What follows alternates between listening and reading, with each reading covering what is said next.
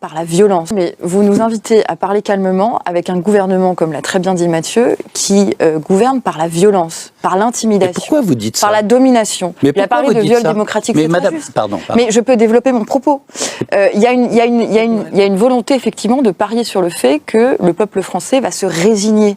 Mais c'est jamais satisfaisant, ça, la résignation, parce que ça crée du ressentiment, et on voit bien que, in fine, ça nourrit le vote d'extrême droite.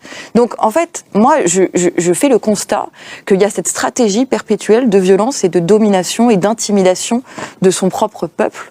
Et Emmanuel Macron a eu cette phrase face aux casseroles, il a dit « Tiens, c'est pas le signe d'une excellente santé démocratique ». Comme s'il le découvrait. Bah oui, quand on veut parier, en fait... Il n'avait rien à voir avec... Parce que lui, il s'est dit, tiens, j'ai respecté la Constitution, le Conseil constitutionnel a validé ma réforme, donc circuler, il n'y a rien à voir. Bah non, en fait, parce que quand on ne s'appuie que sur une démocratie électorale avec 50% d'abstention et un président qui est réélu pour la seconde fois face à l'extrême droite, on voit bien que cette démocratie-là, elle est trop étriquée et elle ne suffit pas à régler les principaux conflits dans la société. Et que donc, il faut y adjoindre à cette démocratie électorale, une démocratie sociale, ce qu'il n'a pas fait, une démocratie directe, une démocratie participative. Donc il faut élargir la conception de la démocratie. C'est pas ce que fait le président. Lui, il est dans le passage en force permanent.